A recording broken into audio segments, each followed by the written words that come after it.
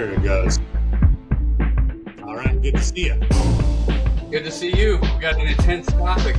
Yes, ready to knock this round out. Not the most fun thing to talk about. No. But here we go. Hello, I'm Matt. Hey, y'all, I'm Luke. And we're the founders of the People's Champions International. We thank you for viewing and subscribing to our YouTube channel and podcast at People's Champions International. We appreciate your insights and your requests, which you can send directly via comments on our channel, or you can email us at peopleschampionsinterntional@gmail.com.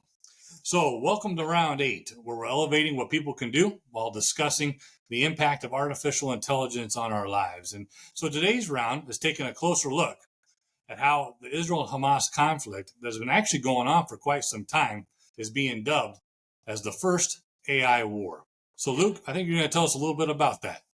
Yeah, as you said, the conflicts have been going on for years. And the most recent one before this was in 2021. And I think you're pulling up a graphic now, but it kind of shows that conflict in 2021 was dubbed the first AI war, which is kind of surprising because I don't think it was as mainstream back then. But that was reported by the Jerusalem Post. And then present day now, with the latest outbreak, the Israeli military is deploying AI technologies to pursue Hamas, fundamentally altering the dynamics of warfare as we know it. So according to Israeli officials, the military now uses AI recommendation systems to crunch vast amounts of data for faster and better target identification. So it also uses data from other systems to calculate munition loads, assign thousands of targets for friendly aircraft and drones, and then propose a schedule for those airstrikes.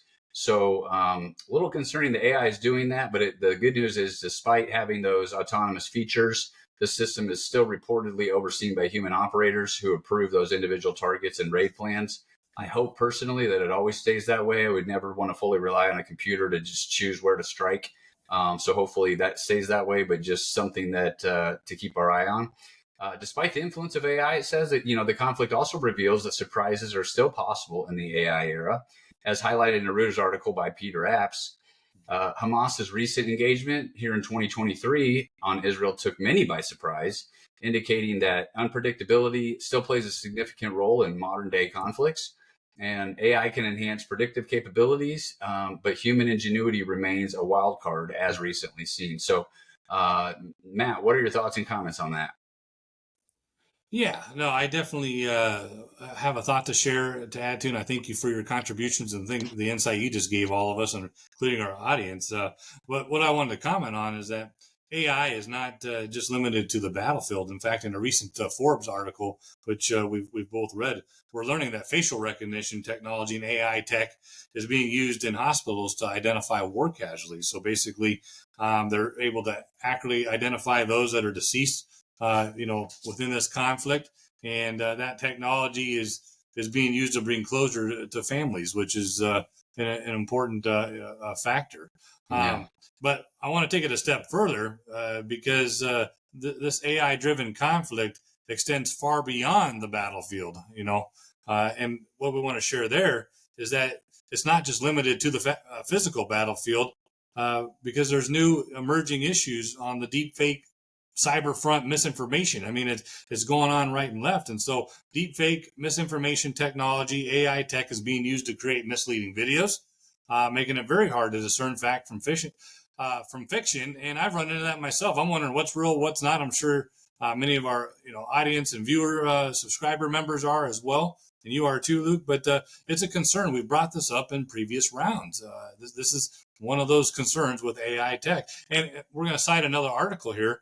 In fact, just recently, Business Insider reported that AI chatbots are not keeping up with real-time news. And so, it highlights that Google's Bard, Microsoft's Bing, and ChatGPT are basically, out of touch with reality right now of present-day news, because they're mixing accurate information, accurate statements, with details that are flat out wrong, made up to respond to a query that someone puts in there about the war going on between the two Middle Eastern regions there. And it's concerning. I mean, we don't want inaccurate information. We've brought this up once again on previous rounds. We want transparency. We want truth. We want our governments and our elected officials to be involved. We want this to be used for the benefit of humanity, not in an adversarial way. And this is a problem. And so we need to speak up. And I encourage you, all those that are listening, peoples, research the facts, research accurate information. All right. That's what we need. And that should be the expectation. Yeah, for sure. I appreciate you sharing that. And I think, like you said, you touched on it, that's been a big concern of ours just in general in previous episodes in AI, misinformation and truth and transparency. I would have to argue that it's even more critical that we get accurate information or that the world gets accurate information in an issue that's as sensitive of a subject as this on all fronts. And the world certainly doesn't need misinformation clouding judgment for anyone. And I think a big part of that is just that AI, especially the chat bots that you mentioned, ChatGPT and Bard and all those, they pull from all these sources all over the internet. And some of those might be Wikipedia that some random person had just updated 5 minutes ago that wasn't fully vetted, or it might be on some Reddit forum potentially that somebody's putting out, I heard this. And for the user, the end user that's getting the information from ChatGPT, they have no way to know that this was from something from, Reddit or Wikipedia from 5 minutes ago or from 2 years ago. They're just getting a general response from AI and taking it as fact. And so we can't do that. And at least news articles and things like that, you can see the date, you can see who wrote it, how credible. This is just coming as AI. So we all need to be aware. This round of discussion in my mind has shown that AI is definitely a double-edged sword on many fronts. It's a challenge for both sides. It's a challenge for both sides. Yeah, I mean, really across the board, but especially in modern warfare, a challenge for both sides, like you said. And it can help some things that we've touched on, but it introduces new challenges from deepfake misinformation to the power of human unpredictability that they're relying on AI to tell them what's going to happen. And obviously it didn't work. So, there's a lot to uncover there. Yeah, absolutely. Thanks for adding that in. And people's, we just, encourage you to go back and look at our details, our purpose, mission, and vision, highlight a lot of what we're talking about right now and the importance of that transparency, that truthfulness, that governance, all of that are things that we're highlighting and talking about, and it impacts this scenario as well. And so we're going to bring this, this round in for a landing. And people, we have so much to talk about, and the media will not and cannot cover it all. So we need you, people, not AI, all peoples to stand with us, no matter where you're from, whether it's here in the United States or international. This is a global topic that we're talking about right now on this round, and it's very important. So we want to hear your stories about how people, businesses, and governments alike are utilizing AI in a positive way to benefit society or in an adversarial way, so we can hold them accountable.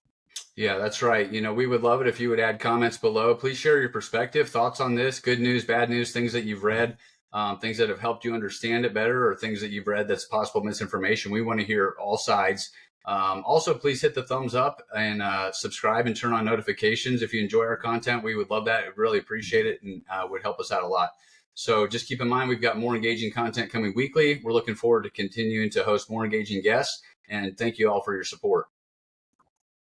Yeah, thank you, Luke. And just to reinforce that, if you're interested in being a guest, just reach out and let us know your name and what your topic is, why we should have you on. We just need to understand your story and or your credentials and vet that a little bit to make sure that it's content that we want to pursue and are looking to feature. And so with that, until round 9, thank you for viewing and subscribing.